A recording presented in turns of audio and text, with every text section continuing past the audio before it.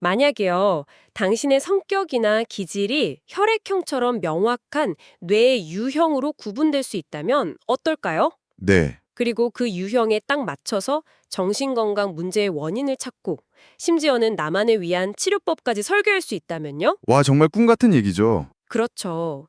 오늘 우리가 함께 살펴볼 자료가 바로 그 가능성을 다루고 있습니다.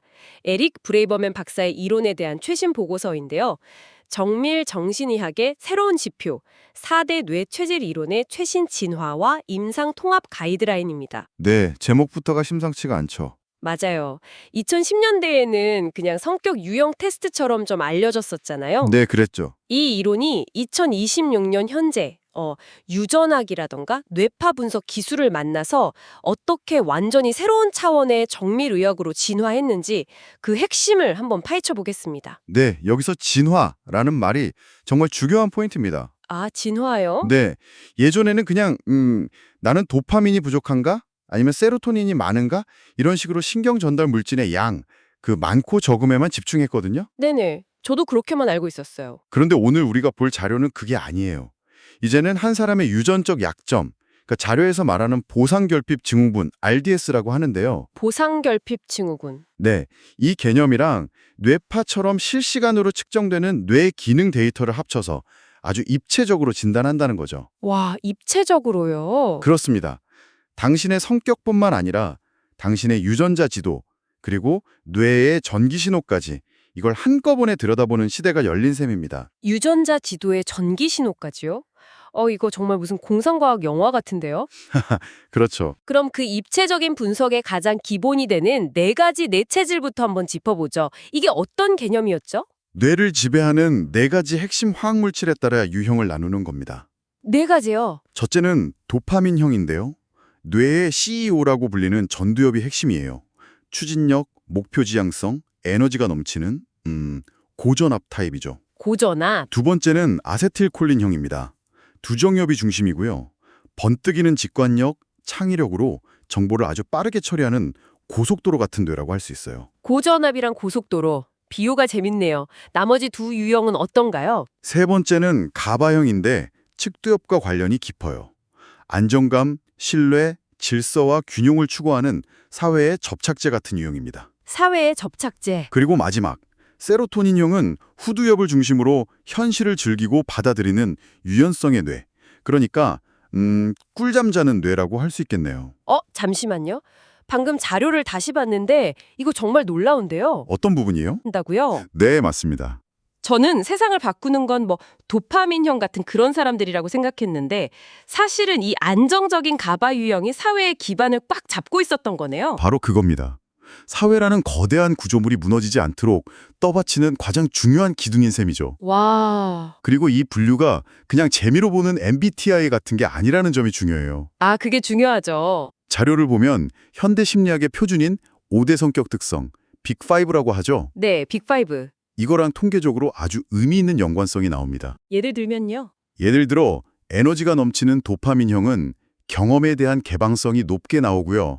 안정적인 가바형은 성실성 점수가 월등히 높게 나타나거든요. 아, 우리의 성격이 그냥 막연한 게 아니라 뇌의 생화학적 토대 위에 지어졌다는 걸 보여주는 거죠. 그렇군요. 결국 이 모든 이야기는 엣지라는 개념으로 이어지는 것 같아요. 네네, 엣지. 뇌의 전기적 신호와 화학적 신호가 만나는 그 아슬아슬한 경계선, 여기가 불안정해지면서 전기적 비효율성이 생기고 이게 모든 정신 문제의 뿌리가 된다. 이게 이 이론의 핵심인 거죠. 맞아요. 바로 그 지점입니다. 그 정기적 비효율성이라는 말이 좀 어렵게 들릴 수 있는데요. 네, 좀 어렵더라고요. 쉽게 말해서 뇌의 배터리가 어딘가에서 새고 있다는 뜻이죠. 뇌의 배터리가 샌다. 네. 2026년의 브레이브맨 이론은 바로 이 누수 지점을 어떻게 찾아내고 또 어떻게 수리할 것인가. 여기에 대한 구체적인 사용 설명서라고 보시면 됩니다. 뇌의 누수를 잡는 사용 설명서라니 흥미롭네요. 그럼 그 누수 지점은 어떻게 찾아내는 건가요? 설문지만으로는 어림도 없을 것 같은데요. 당연하죠. 그래서 이 자료는 삼각측량이라는 방식을 제안합니다. 삼각측량. 네. 마치 범죄 현장을 조사하는 수사관처럼 한 가지 증거만 믿는 게 아니라 세 가지 다른 각도의 첨단 기술로 뇌를 분석하는 거예요. 범죄 현장 수사라니 비유가 확 와닿네요. 그럼 첫 번째 증거는 뭔가요? 첫 번째는 정량 뇌파, QEEG입니다. QEEG요. 네, 이건 뇌 전체의 활동을 보는 거예요. 비유하자면 도시 전체의 교통 흐름을 보여주는 위성사진 같은 거죠. 아, 위성사진. 어디가 막히고 어디가 텅 비었는지 한눈에 보는 겁니다. 뇌의 전체적인 리듬을 파악하는 단계라고 할 수 있어요. 위성사진으로 전체 교통 흐름을 본다. 알겠습니다. 그럼 두 번째 증거는요? 좀 더 가까이 들여다보는 건가요? 정확해요. 두 번째는 사건 관련 전이 ERP인데요. 특히 여기서 P300이라는 파형을 봅니다. P300. 이건 특정 과제를 줬을 때 뇌가 얼마나 빠르게 그리고 집중해서 반응하는지를 측정하는 거예요. 아하. 아까 위성사진 비율을 계속 쓰자면 이번에 특정 자동차 한 대가 A 지점에서 B 지점까지 가는데 걸리는 시간을 초시계로 재는 것과 같아요. 아, 그렇게 정밀하게요?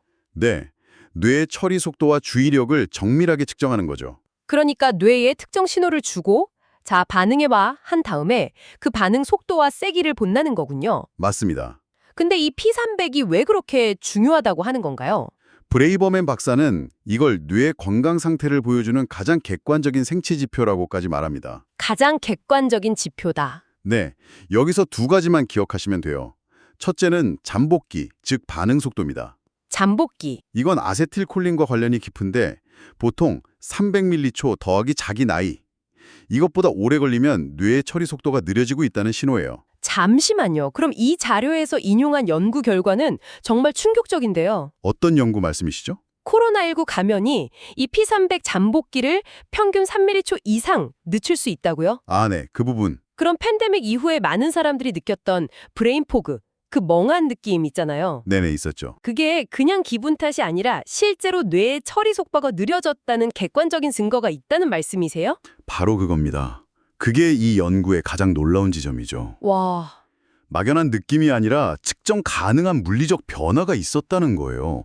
뇌의 이론이 우리 모두의 경험과 만나는 순간이죠. 정말 그러네요. 그리고 P300에서 두 번째로 봐야 할 건 진폭, 즉 반응의 세기입니다. 진폭이요? 이건 도파민과 관련이 깊은데 진폭이 낮다는 건 주의력이 떨어졌다는 신호고 ADHD나 우울증의 강력한 생물학적 지표가 됩니다. 알겠습니다. 위성사진으로 전체를 보고 초시계로 속도와 집중력을 쟀어요. 그럼 세 번째 증거는 뭔가요? 수사관의 마지막 무기 같은데요. 마지막은 바로 유전자 검사, GARS입니다. GARS. 이건 자동차의 출고 스펙을 확인하는 것과 같아요. 출고 스펙이요? 네, 태어날 때부터 브레이크에 결함이 있도록 설계되었는지, 즉 유전적으로 중독에 얼마나 취약한지를 보는 거죠. 아, 보상결핍 증후군, RDS라는 개념인데요. 도파민 관련 유전자를 분석해서 위험도를 수치로 알려줍니다.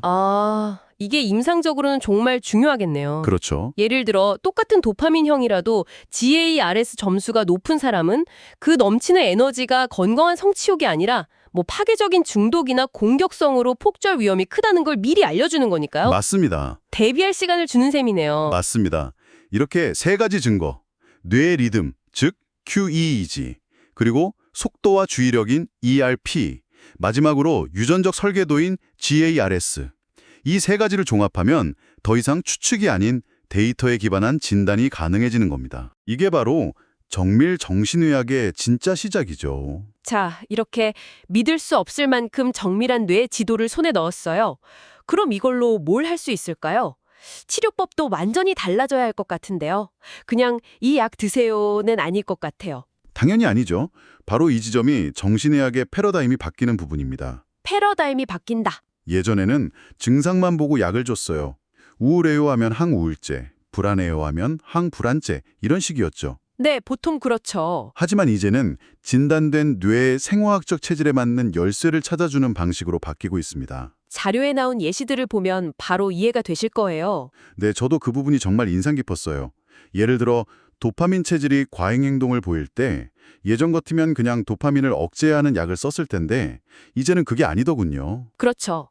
도파민 체질의 에너지 자체는 장점이니까요. 아, 맞아요. 그래서 아리피프라졸처럼 도파민이 너무 많으면 좀 줄여주고 부족하면 살짝 높여주는 스마트한 조절 약물을 써서요. 장점은 살리고 문제만 해결하는 접근을 하는 거죠. 와, 스마트하네요, 정말. 아세틸콜린 체질은 더 드라마틱해요. 이 사람들은 뇌 처리 속도가 생명이잖아요. 그렇죠. 고속도로 내라고 하셨죠. 네. 근데 만약 우울하다고 해서 특정 9세대 항우울제, TCA 계열이라고 하는데 이걸 잘못 처방하면 그 약의 부작용 때문에 기억력이 바닥을 칩니다. 헉, 정말요? 네. 그래서 자료에서는 이 최질약엔 이 약은 절대 금기라고 못 박아놨어요. 와, 체질에 따라 약이 독이 될 수도 있다는 거네요. 가바 체질이나 세로토닌 체질은 어떤가요? 가바 체질은 감정 기복이 심할 때 뇌파의 리듬이 불안정한 뇌의 부정맥 상태로 봐요. 뇌의 부정맥이요? 네. 그래서 심장 부정맥에 쓰이는 약처럼 항전간제를 사용해서 뇌파의 리듬 자체를 안정시키는 치료를 하고요. 아하. 세로토닌 체질은 우울증에 표준적으로 SSRI를 쓰지만 잠을 못 자는지, 식욕이 없는지 이런 동반 증상에 따라 수십 가지 SSRI 중에서 가장 적합한 하나를 골라주는 식으로 아주 세밀하게 접근합니다. 그렇군요. 이제 좋은 약은 없는 거예요. 오직 당신 뇌에 맞는 약만 있을 뿐이죠. 와, 당신 뇌에 맞는 약만 있다. 근데 이 자료를 보면 치료가 약에서 끝나지 않더라고요. 맞습니다. 뇌를 최적화하기 위한 통합적인 툴킷을 제공하던데요. 맞습니다. 약물은 시작일 뿐이죠. 첫 번째 추가 도구는 통합 호르몬 요법입니다. 호르몬 요법이요? 예를 들어 테스토스테론은 도파민 체질의 의욕을, 에스트로겐은 아세틸콜린 체질의 기억력을 보호하는 식으로요. 신경 전달 물질과 짝을 이루는 호르몬을 같이 조절해서 효과를 극대화하는 거죠. 두 번째는 정밀 영양요법이군요. 이건 아까 말한 유전자 검사랑 연결되는 거죠? 네. GARS 검사에서 특정 유전자의 결함이 발견되면 그 유전자가 만들어야 했던 물질을 영양제로 직접 공급해 주는 거예요. 아, 직접? L-티로신은 도파민의 원료, 포스파티딜세린은 아세틸콜린의 원료가 되죠. 유전적 결함을 영양으로 우회하는 아주 스마트한 전략입니다. 그리고 마지막 세 번째, 첨단 뉴로 모듈레이션이 있네요. TMS, 그러니까 경두계 자기자극법 같은 기술들이요. 이건 어떻게 활용되나요? TMS는 자기장을 이용해서 뇌의 특정 부위를 직접 자극하거나 안정시키는 기술이에요. 그런데 기술 발전 속도가 정말 놀라워요. 얼마나 빠른데요? 예전엔 40분씩 걸리던 치료가 이젠 3분이면 끝나요. ITBS라고 하는데요. 40분이 3분이요? 네, 심지어 하루 만에 20회기 치료를 몰아서 하는 1D 프로토콜까지 나왔어요. 우울증 치료의 게임 체인저가 된 거죠. 여기서 뉴로 피드백과의 차이를 짚고 넘어가면 좋겠어요. 둘 다 뇌를 훈련시키는 것 같은데 뭐가 다른 건가요? 아주 좋은 질문입니다. 자료에서는 TMS를 하드웨어 교체에 비유하고요. 하드웨어 교체, 뉴로 피드백은 소프트웨어 최적화에 비유해요. 소프트웨어 최적화. TMS가 특정 뇌 부위에 꺼진 불을 강제로 켜주는 거라면 뉴로 피드백은 환자가 자기 뇌파를 직접 눈으로 보면서 스스로 뇌 전체의 네트워크를 효율적으로 사용하는 법을 배우는 훈련이에요. 아, 내가 내 뇌를 직접 훈련시키는 거군요. 그렇죠.